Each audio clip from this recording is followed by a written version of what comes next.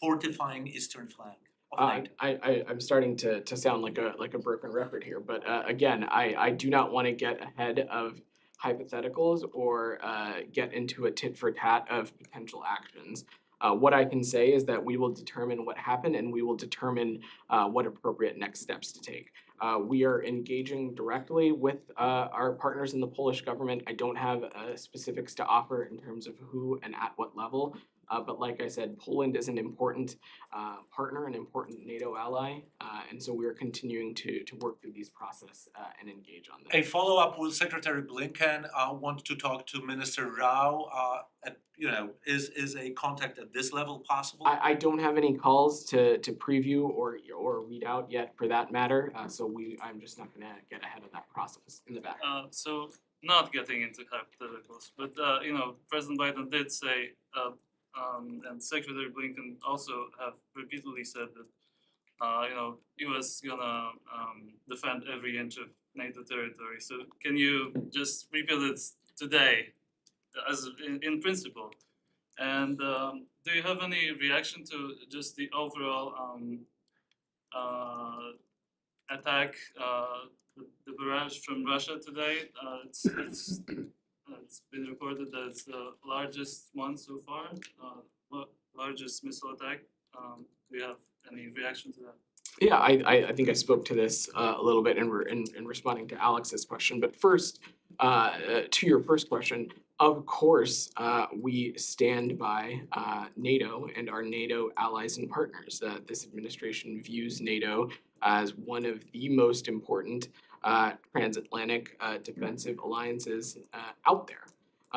But again, I'm not going to get ahead of hypotheticals as we continue to work through this process and determine what's happened and determine appropriate next steps.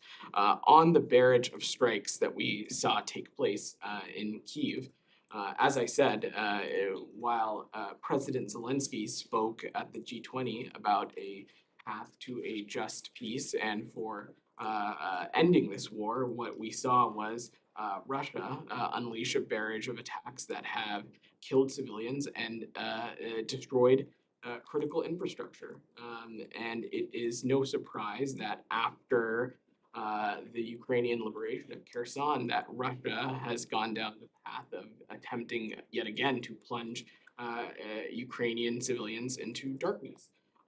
But what the United States is going to do is going to continue to stand by the government and the people of Ukraine, and our commitment to our Ukrainian partners is unwavering. Anything else? One last question on this. I know you don't want to get ahead of this, but Russia's already trying to spin the situation here with the defense minister putting out a short statement saying that the reports of Russian missiles landing in Poland are, quote, a deliberate provocation aimed to escalate the situation. Do you have a response to what they're saying about this? Right well, the United States is certainly not trying to escalate or incite the situation at all. And like I said, we have seen these same reports that you all have, and we are working with the Polish government to gather more information. And we are not at a point where we can confirm some of these reports that we are seeing. And that's why I'm telling you that we will determine what exactly has transpired, and we will determine appropriate next steps as well. Let's go for still on the region, or are we moving away? On this topic, please. Let me do one more, and then I'll come back to you. And then we're going to work through them, Alex. In response to Putin's terrorist attacks, you just mentioned over 100 missiles have been, struck in Kiev and around. Is it time for the department to revisit its decision on Russia's specific information? And if not now, then when? Alex, we have spoken about this quite regularly, and our answer continues to be the same, and that is that we have a number of tools in our tool belt to hold the Russian Federation accountable and to support our Ukrainian partners. We have done that through sanctions and export controls on Russia. We have done that through security assistance and humanitarian assistance to our Ukrainian partners. And we continue to assess that that a specific state sponsor of terror designation would largely be a redundancy to the many lines of efforts that the United States has already undertaken.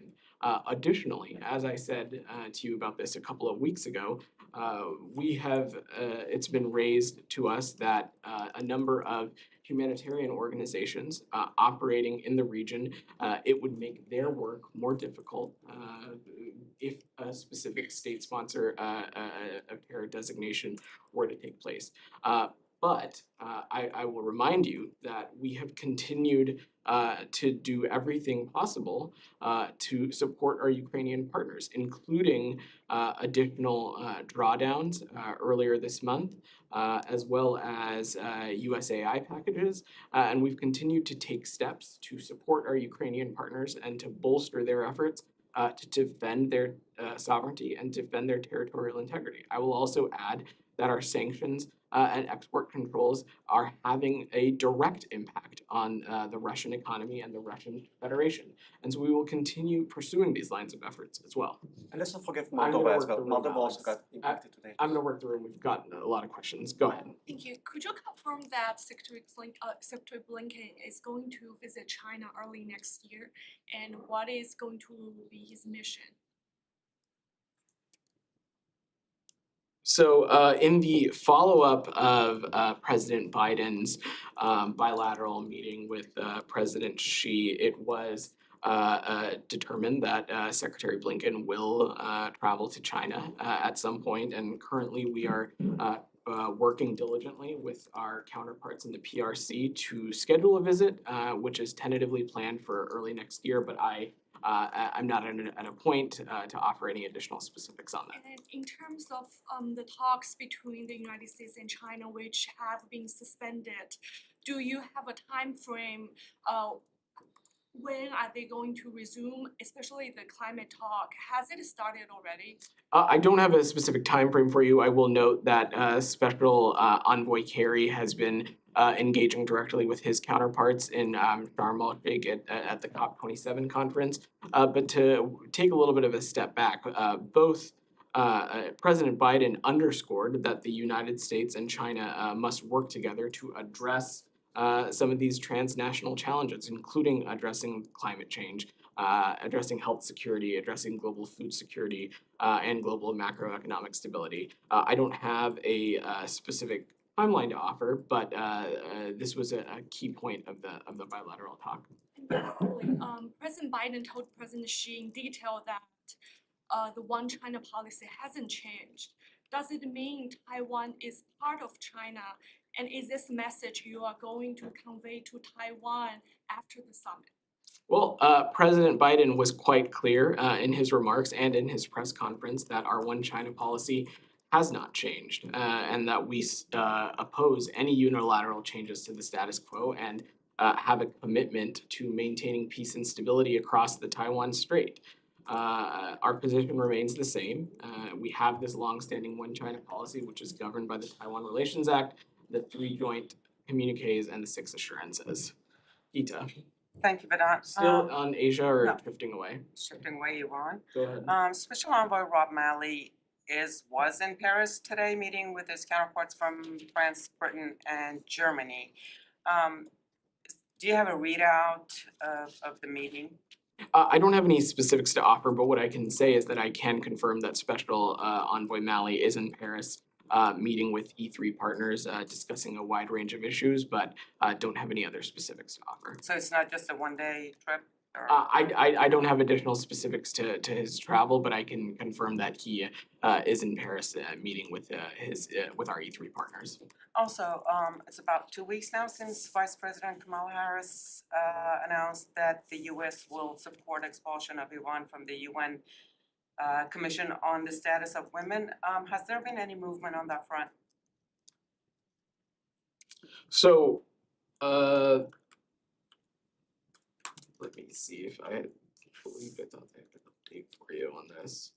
Let me check back on this, Gita, for you specifically about a timeline. I thought I had an update, but I can't find it. We'll circle back afterwards. Thank Go ahead. Staying on Iran, is there Yeah. any more you can share about today's redesignation of Wagner Group and the IRGC's aerospace force?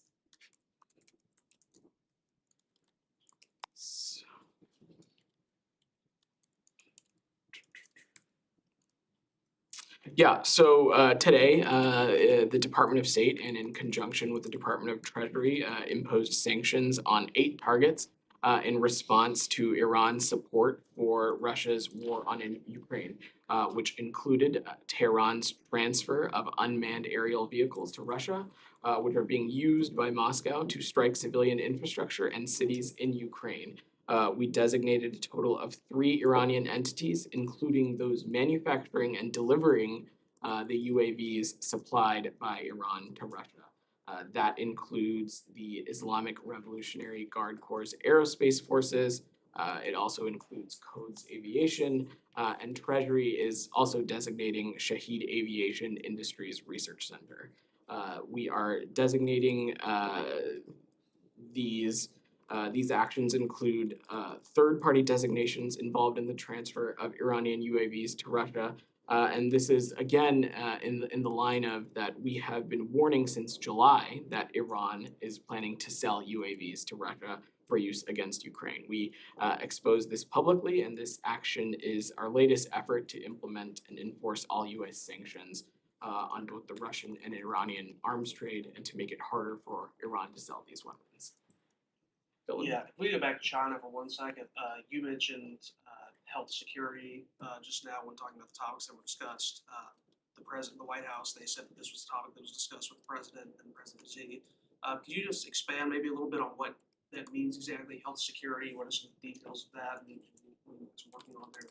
I will let my colleagues at the White House and the National Security Council expand on any specifics that they can offer about the bilateral meeting. But what I can say, and what is no secret, is that between the United States and the PRC exist a number of challenges that impact not just our 2 countries, but countries around the world. And that addressing these challenges transnationally together is a better result for both of our people, but also for the world broadly. And that, of course, includes climate change, it includes global health, it includes health security, it includes global macroeconomic stability, but I don't have anything other specific to add.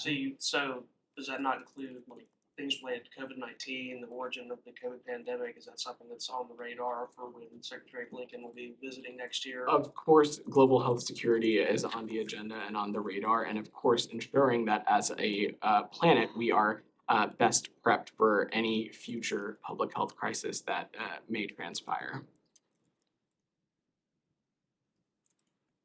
Okay. Okay. No. Go ahead, Matt. Please. Just First, what kind of discussions have you had, or what kind of notifications have you made to the Israelis about regarding a potential FBI investigation into the killing of Shireen Abu Akleh? that would be for the Department of Justice. Yeah, what kind of conversations have you had with the Israelis about this? As it relates to any potential law enforcement activity, that would be a matter for the Department So of when Justice. the for Israelis them come to you and raise. ask you what's going on, We what do would, you tell them?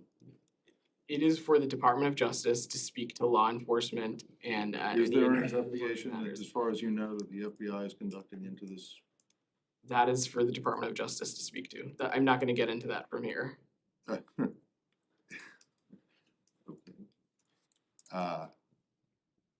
You have gotten into previous investigations into the deaths of American citizens. So let me just make that point. Secondly, on a different issue, can you offer anything more than what was in the couple paragraph readout of the Cuba migration talks today? Was anything significant achieved or agreed to? Well, Matt, these migration talks. You don't have to read the statement unless someone for TV wants it. I don't have anything additional to offer beyond what was in the No. robust media note that involved the topics Robust? discussed Is that and what you said? that involved the topics discussed that were All right. raised in these routine migration Okay, talks with Cuba. speaking of robust statements then, last night you guys put out a readout of the Secretary's telephone call with Kenyan President Ruto. which was then immediately followed up with immediately followed by a tweet from the secretary saying he had an important conversation with President Ruto about Ethiopia, among other things. But the readout was literally 2 sentences long. Is there anything you can add to that? I don't have anything specific to add as it relates to the secretary's call, but what I will use this opportunity to say is that we certainly, especially the secretary, welcome the November 12th declaration by Ethiopian government and Tigrayan regional leaders in Nairobi to advance the implementation of the November 2nd cessation of hostilities that were agreed upon in Pretoria. And we strongly urge them to honor the cessation of hostilities and expedite unhindered humanitarian assistance, but don't have anything specific to offer beyond that when it comes to the call. Can I just ask Well, about 1 second. Do you have anything else, Matt? before I- No, that was it. just Go about Shireen Abu-Akleh. Sure. So US has repeatedly called for accountability over her killing. At this point in time, does the United States believe that accountability has been achieved? Let me, I will answer your question, Humaira, but let me just take a little bit of a step back, because I don't want my answers to Matt be taken out of context here. What? If you'll allow me, Yes, in any action from the Department of Justice, law enforcement, or investigatory would be for them to speak to. That's not a State Department equity. The State Department, its authority into investigations is generally limited into the deaths of U.S. government employees, their eligible family members, and security responsibilities as it relates to the Secretary of State and other principals. Whether the Department of Justice takes part in any law enforcement activity on any subject under the sun, that is for them to speak to. That is not an equity here for the State Department. That is not something I'm going to be able to speak to. On your question, Humaira, we continue, of course, to underscore the importance of accountability in this case, and we continue to call and press our Israeli partners to closely review its policies and practices on the rules of engagement, and consider additional steps to mitigate the risk of civilian harm, to protect journalists, and to ultimately prevent similar tragedies from occurring in the future. You had raised this rules of engagement with them earlier. Did you get any positive feedback or any sign that they would actually review this and make any changes? I don't have any specific readouts to offer as it relates to our engagements on this. Do you assess or think that it is within US's right to launch its independent its own investigation on this? That's for the Since this is a US citizen? That is for the Department of Justice to determine. That's not for the State Department or frankly any other entity of the interagency to. can I, you, tell me if I got this wrong. This is what my Otter transcript says that you just said. Whether the Department of Justice takes part in any law enforcement activity on any subject under the sun, that is for them to speak to. That is not an equity issue for the State Department. How is that possible? On any subject under the sun? That I don't understand your question, Matt. Well, I don't Whether understand they your response. whether they decide to pursue a law enforcement. That's not an equity, it is not an equity for the State Department if there's an investigation into the murder or the killing of a US citizen. The law. That is certainly number one priority of this department and has been for decades and decades and decades, is the protection or the safety and security of US And it citizens still is. abroad. And Okay, it so still what then, is. then I don't understand when you say that whether the department takes part in any law enforcement activity on any subject under the sun is not for you to speak to. Of course it's for you to speak to. If you think that there needs to be an investigation into it, that's, especially if it involves a US citizen. I would just disagree with that characterization. If whether the Department of Justice decides to investigate something, that is for them to speak to. That's not for us Fine, to speak to. but it's not like you don't have any equities at all. Sure. I perhaps. The safety and the welfare and Of safety course of the American safety- citizens of course the- overseas is the Department of State's number one Of course, priority. and it continues to be, but whether the Department of Justice chooses to pursue law enforcement activity into something like this is for them to speak to. That's not something I'm going to get into here or anything that I have to offer on that, is the point that I was trying to make. But I'm just staying on this for, when you and Ned have spoken about accountability, you've talked about it in the context of working with Israeli partners on their investigation, the Palestinian Authority on their investigation, and now you have a US investigation.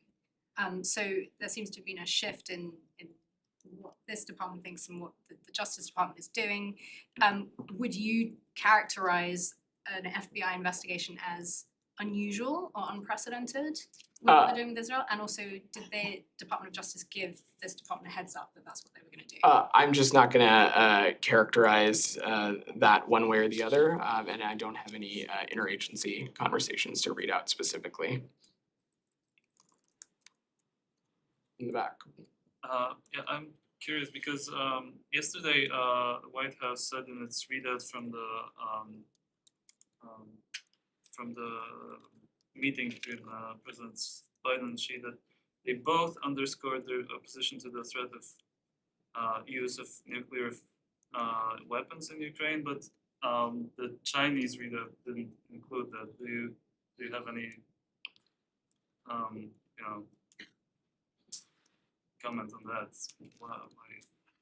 I'm not going to speak to something that I mean, exists or doesn't exist in the Chinese readout, but what I can say, and that what we reiterated in ours, and you saw the president speak to in his remarks in Indonesia, was that the President Biden and President Xi both reiterated their understanding that a nuclear war should never be fought and can never be won, and underscored their opposition to any use of threat of use of nuclear weapons in relation to the war in Ukraine.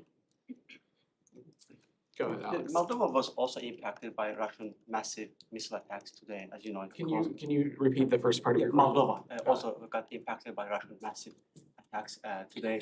It caused electricity disruption in Moldova. I want to give you a chance to talk a little bit about the Russian threat going beyond Ukraine. Maybe its latest actions in Ukraine. I've not actually seen those reports, Alex, so I'm going to have to follow up with you afterwards and see if we can get you something specific there. Did you guys pin down whether or not Brittany Griner has reached the penal colony? Do you have any latest update on? Do you have any update on her whereabouts? We are aware of the reports of her location and in frequent contact with Ms. Griner's legal team, but the Russian Federation has still failed to provide any official notification for such a move of a U.S. citizen, which we strongly protest and disagree with. Our mission and our embassy in Russia has continued to press for more information about her transfer and her specific current location. Following this sham trial and the unjust sentencing, the Russian Federation is transferring her from a prison to a remote penal colony. Are you able to say anything about what Bill Burns talked when it comes to her and Paul Whelan with his Russian counterpart yesterday in Ankara?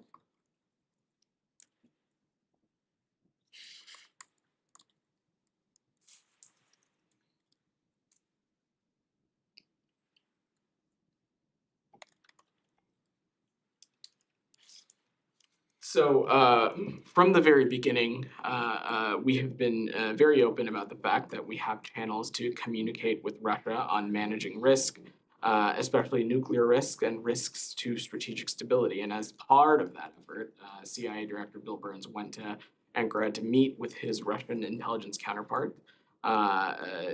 He conveyed a message on the consequence of the use of nuclear weapons by Russia and the risks of escalation to strategic stability. He also raised the cases of unjustly detained U.S. citizens, but I don't have any other specifics to offer at the moment. Thank you. All right, thanks everybody. Thank you.